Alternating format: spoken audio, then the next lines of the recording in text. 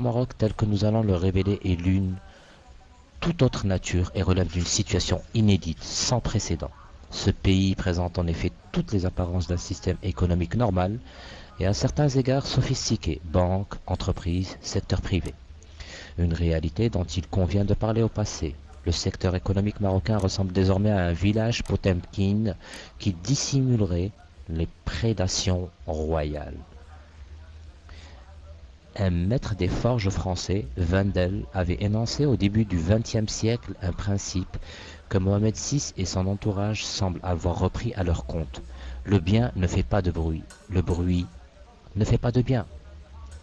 Le roi est désormais le premier banquier, assureur, exportateur, agriculteur de son pays.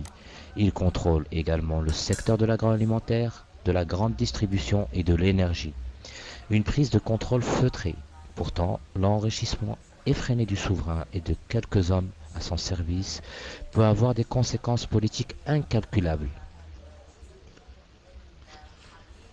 Au moment où la population est touchée de plein fouet par une crise qui l'appauvrit et fragilise les classes moyennes. C'est pourquoi leur agissement en partie lié avec le silence et l'ignorance. La révélation de Forbes fut suivie par un épisode de censure particulièrement absurde. En juillet 2009, l'hebdomadaire français Courrier International fut interdit sur le territoire marocain. Il avait reproduit sous le titre Un roi en or massif, un article de la journaliste Fedwa Tounassi, publié un peu plus tôt par la publication marocaine Le Journal hebdomadaire. Ce zèle absolu et à contretemps des censeurs traduisait l'extrême nervosité provoquée par la divulgation d'informations portant sur la fortune royale. Un tabou jusqu'ici inviolé, comme tout ce qui a trait à la personne du roi. En montant sur le trône en 99, Mohamed VI avait reçu le qualificatif flatteur de roi des pauvres. 10 ans plus tard, on découvrait qu'il était devenu le roi des bonnes affaires. Plus choquant encore, il aime être présenté comme un businessman, terme ici totalement vidé de son sens puisque la détention d'un pouvoir absolu lui permet de réduire à néant toute concurrence. Un rapide parallèle avec d'autres monarchies, fussent-elles de nature constitutionnelle, permet de comprendre que nous sommes ici aux antipodes de toute éthique démocratique. Imaginerait-on la reine d'Angleterre ou le roi d'Espagne à la tête des plus grands établissements financiers, industriels, agricoles de leur pays, opérant dans une situation de monopole à peine dissimulée? Les 38 années du règne d'Hassan II furent ponctuées de coups d'État et de crises diverses. Mais l'homme était un redoutable animal politique, doté d'un instinct de survie impressionnant.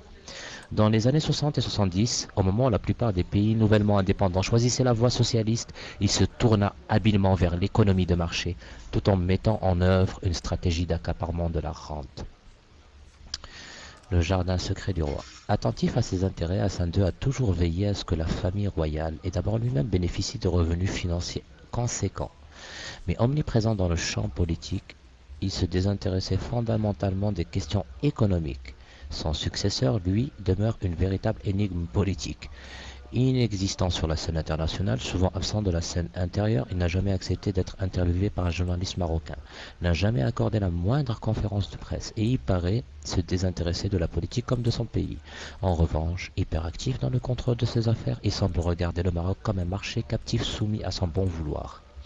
Le goût des bonnes affaires est le jardin secret du roi, un secret qui fut longtemps soigneusement gardé par ses conseillers courtisans, mais un jardin qui s'étend au fin fond des frontières du royaume. Cette prédation autarcique traduit un étrange aveuglement au moment même où l'histoire dans le monde arabe est en mouvement. La dénonciation de la corruption était en effet au cœur des slogans lancés par les peuples qui ont eu raison des régimes autoritaires en Tunisie, en Égypte et en Libye. Au Maroc, les manifestations qui se déroulent ces temps-ci à travers le pays mettent nommément en cause les deux collaborateurs les plus proches du roi et stratèges de sa mainmise sur l'économie et la politique du royaume. Dans un univers aussi soigneusement codé et feutré que le Maroc, ces attaques visent en réalité la personne même du souverain, auquel il serait sacrilège de s'attaquer frontalement. Aussi l'annonce par Forbes en 2009 du montant supposé de la fortune royale rendit-elle les proches collaborateurs du roi extrêmement nerveux. Le 1er août 2009, le palais, par le biais du ministre de l'Intérieur, fit saisir et détruire le dernier numéro du magazine indépendant tel quel et sa version arabophone Nishen. Motif: la publication d'un sondage à l'échelle nationale pour savoir ce que les Marocains pensaient du souverain. Un cas de censure odieux, mais surtout absurde. Le peuple portait un jugement positif sur l'homme monté sur le trône 10 ans plus tôt. Le porte-parole du gouvernement et ministre de la Culture USA... Non. Le porte-parole du gouvernement et ministre de la Culture usa alors d'une formule péremptoire: la monarchie ne peut être mise en équation. En équation peut-être pas, mais en chiffres certainement, d'où l'inquiétude qui s'emparait de ces exécutants à la manœuvre. Principe de base au Maroc, secrété par le système. Tout homme détenteur d'une parcelle de pouvoir est un courtisan s'efforçant de toutes ses forces de défendre le roi pour mieux se protéger lui-même. Le Monde, qui publia les résultats du sondage, fut interdit 2 jours plus tard au Maroc. Les autorités marocaines récidivèrent ensuite en bloquant l'édition du quotidien en date du 22 octobre 2009.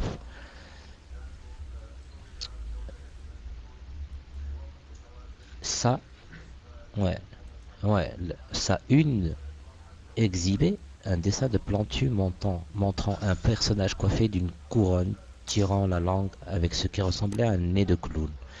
La légende mentionnait: procès au Maroc contre le caricaturiste Khalid Guédar qui a osé dessiner la famille royale marocaine.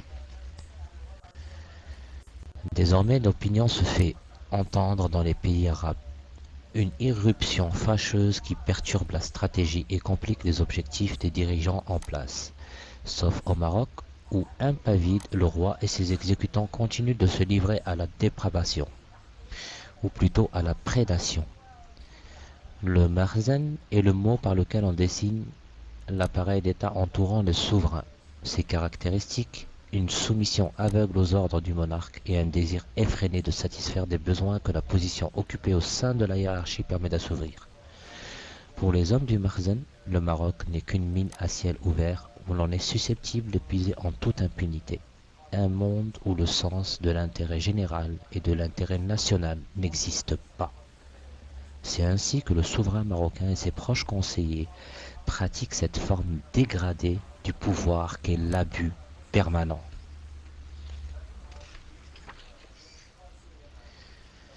Le revenu annuel par tête d'habitant au Maroc était en 2009 de 4 950 $, soit moitié moins que celui des Tunisiens et des Algériens.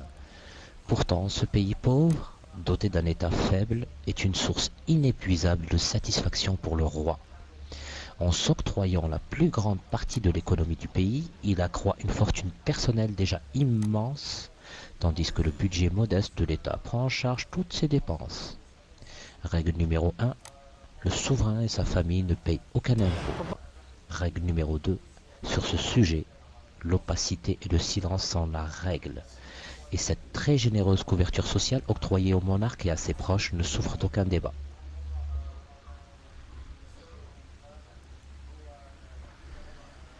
La première constitution, élaborée en 1962 par Hassan II, mentionnait pudiquement: le roi dispose d'une liste civile. Près de 50 ans plus tard, le projet de la nouvelle constitution élaborée par son fils reprend en son article 45 les mêmes termes lapidaires. Une discrétion à laquelle les membres du Parlement sont sensibles. Toutes tendances politiques confondues, ils votent chaque année sans discuter et à l'unanimité le budget annuel octroyé à la monarchie. Pour expliquer cette touchante passivité, un député confia un jour à un journal marocain: généralement on n'ose même pas prononcer les mots budget royal au moment du débat sur la loi des finances. Mohamed VI se voit ainsi verser chaque mois 40 000 $. Un salaire royal dans tous les sens du terme, puisqu'il est 2 fois plus élevé que celui du président américain et celui du président français. Les pensions et salaires royaux d'un montant annuel de 2,5 millions d'euros englobent les émoluments versés aux frères du roi, ainsi qu'à ses sœurs et aux princes proches. Le tout sans qu'il soit dit un mot de la ventilation entre eux. Tous les membres de la famille royale perçoivent en outre leur propre liste civile, versée par l'État marocain en contrepartie de leur activité officielle. Le plus souvent, bien modeste. La générosité du contribuable marocain, mise ainsi à contribution, sert à financer celle du roi. Sous la rubrique subvention du roi et de la cour, 31 millions d'euros, 310 millions de dirhams sont en effet octroyés au souverain afin qu'il les redistribue selon son bon vouloir en dons et subventions. Une somme dont l'usage échappe naturellement à tout contrôle, mais on sait qu'au temps d'Hassan II, elle servait en partie de caisse noire pour s'assurer les faveurs de certaines personnalités politiques marocaines ou étrangères et récompenser pour sa fidélité l'étrange tribu française des Amis du Maroc, composée de journalistes, d'académiciens, de médecins, d'avocats et d'anciens responsables des services de renseignement. Chaque année, tous ces bénéficiaires recevaient un carton d'invitation frappé aux armoires royales, les conviant à la fête du trône, ainsi que des billets d'avion de première classe. Dans la cour du palais, inondée de soleil, où se retrouvaient tous les corps constitués, ils formaient une masse sombre distincte. La Légion d'honneur à la boutonnière, pour la plupart d'entre eux, ils respiraient la satisfaction et la respectabilité. Bonjour, nous sommes heureux de vous présenter la partie des élus. Ils attendaient avec impatience le moment où ils pourraient enfin s'incliner devant le roi en lui baisant la main. Pourtant, cette tribu était aussi prudente que vaniteuse. Pour rien au monde, elle n'aurait renoncé à ses privilèges, mais elle répugnait à s'impliquer dans la défense du souverain. Chaque attaque contre Hassan II les trouvait silencieux, gênés comme absents. Le seul qui défendit et avec courage le roi du Maroc fut l'animateur Jacques Chancel. Par contraste, Maurice Druon, le secrétaire général de l'Académie française, qui se réjouissait tant de côtoyer le roi du Maroc, se réfugia toujours dans un silence prudent. Les 12 palais royaux, répartis à travers le pays, auxquels s'ajoute une trentaine de résidences où travaillent plus de 1200 personnes, sont pris en charge par le Trésor public à hauteur de 1 million de dollars par jour. De ces 12 palais royaux, ou royaux plutôt, le roi actuel, comme son père d'ailleurs, n'en occupe régulièrement que 3 ou 4. Nombre d'entre eux n'ont même jamais reçu sa visite. Mais peu importe.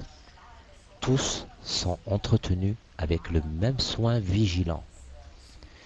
Jardiniers, domestiques, cuisiniers s'affairent dans chacun d'entre eux comme si le roi allait surgir à tout instant. Même si l'on sait qu'il séjourne au même moment à l'autre bout du pays ou qu'il voyage à l'étranger. Les salariés employés par le palais coûtent chaque année à peu près 70 millions de dollars au budget de l'État. Une structure pyramidale qui s'élève depuis les plus humbles serviteurs du roi jusqu'au sommet de l'appareil, composé du cabinet royal, 300 employés permanents, du secrétariat particulier du roi, du cabinet militaire, de la bibliothèque et du collège royal, de plusieurs cliniques et de l'entretien du mausolée de Mohamed V où sont enterrés le premier roi et son successeur Hassan II. Le parc automobile, lui, bénéficie d'un budget de 6 millions d'euros, consacré au renouvellement des véhicules utilitaires, mais aussi à l'entretien des voitures de luxe appartenant au souverain. À l'époque d'Hassan II, le visiteur ne manquait pas d'être surpris en découvrant l'abondance de Rolls-Royce, Cadillac, Bentley et autres modèles de luxe soigneusement alignés dans les garages royaux. Son successeur, lui, n'hésite pas à effectuer ou à affréter un avion militaire marocain de type Hercule pour transporter son Aston Martin B, ou plutôt DB7, en Angleterre jusqu'au siège du constructeur afin qu'elle puisse être réparée dans les plus brefs délais. Il est également le client privilégié de Ferrari dont il achète de nombreux modèles. Ses caprices vestimentaires ont également un coût pour le budget de l'État, 2 millions d'euros par an. Son père se plaisait à changer de tenue 3 fois par jour et il fit la fortune du couturier parisien Smalto, Francesco Smalto. Mohamed VI, lui, semble avoir une prédilection pour les tissus rares. Il s'est fait confectionner par des tailleurs londoniens un manteau en laine de lama, 35 000 livres sterling. 1 million de dollars est par ailleurs dévolu à l'entretien des animaux vivant dans les palais. Je dis bien, 1 million de dollars est par ailleurs dévolu à l'entretien des animaux vivant dans les palais. Encore une fois, 1 million de dollars est par ailleurs dévolu à l'entretien des animaux vivant dans les palais. Autre poste dispendieux budgété dans la loi de finances, les déplacements à l'étranger du roi et de sa cour qui en 2008 étaient budgétés à hauteur de 380 millions de dirhams, 38 millions d'euros. Même s'il possède plusieurs jets, il est fréquent que des appareils appartenant à la Royal Air Maroc, la compagnie nationale, soient réquisitionnés pour transporter le souverain, sa suite et son mobilier personnel. Le Boeing de Sa Majesté affiche un luxe ostentatoire et a été équipé d'une chambre à coucher, d'un bureau-salle de réunion, d'appareils de musculation et d'équipements stéréo dernier cri. En 2006, le coût d'une heure de vol d'un seul Jumbo Jet 747 appartenant à la Royal Air Maroc s'élevait à 18 000 dollars. De surcroît, le roi est souvent accompagné de 250 à 300 personnes qui embarquent dans un Boeing 747 Jumbo et deux Boeing 737-400 auxquels il faut ajouter 3 Hercule C-130 pour les meubles et les bagages. Avec des déplacements de 3 semaines en moyenne et 60 heures de vol hebdomadaire, la facture dépasse les 3 millions de dollars par voyage. Une somme faramineuse à laquelle il faut ajouter une facture quotidienne de 1,8 million de dollars en moyenne, correspondant aux frais d'hébergement de la cour. Du 24 novembre au 7 décembre 2004, Mohamed VI, accompagné d'une délégation de 300 personnes, a visité le Mexique, le Brésil, le Pérou et l'Argentine. Au terme de ce périple, il s'est installé durant 3 semaines avec toute sa cour dans un complexe touristique paradisiaque de la République dominicaine. Ces voyages officiels à l'étranger sont presque toujours suivis de vacances prolongées. À Paris, il descend dans l'une de ses résidences ou bien à l'hôtel Crillon, place de la Concorde. À New York, il occupe un luxueux pied-à-terre près de Central Park. Je vais m'arrêter parce que je suis très fatigué, je suis vraiment désolé. Là on a déjà fait un chapitre, on est passé au second chapitre, donc pour qu'on soit clair, on en est arrivé donc à la moitié du second chapitre, page 22, le sous-titre que je continuerai ensuite, ou que continuera notre très cher ami Soufiane Boujnan, peut-être ce soir, là, parce que je crois qu'il est occupé, là, en train de voir Facebook. On est arrivé à l'État, finance et entretient le roi. L'État, finance et entretient le roi. Donc si vous voyez Soufiane, vous lui dites de continuer sur la page 22, il comprendra. Je vous remercie, et comme je vous dis, je fais ça pour les non-voyants marocains qui arriveront jamais à lire ce livre, et je le fais bénévolement, sans aucune contrepartie, et j'ai envie juste de vous relire une phrase qui me fait très mal au cœur pour vous les Marocains. Cette phrase, j'arrêterai jamais de la lire. Elle se situe dans le livre à la page 21, donc page 21. Il y a écrit une phrase qui fait très très mal. Je ne sais pas si vous les Marocains, vous la ressentez comme je la ressens moi-même. Donc 1 million de dollars est par ailleurs dévolu à l'entretien des animaux vivant dans les palais. Je crois que ce million de dollars aurait été plus intéressant de le donner à ces gens qui aujourd'hui même, j'ai vu, se retrouver dehors, sans maison, à Tanger. J'ai bien vu cela sur Facebook. Je suis très solidaire avec vous, Marocains, très chers Marocains. Je vous remercie. N'oubliez pas de dire à Soufiane Boujnan de continuer sur la page 22. Et je vous remercie pour votre silence et votre écoute. Merci, à bientôt.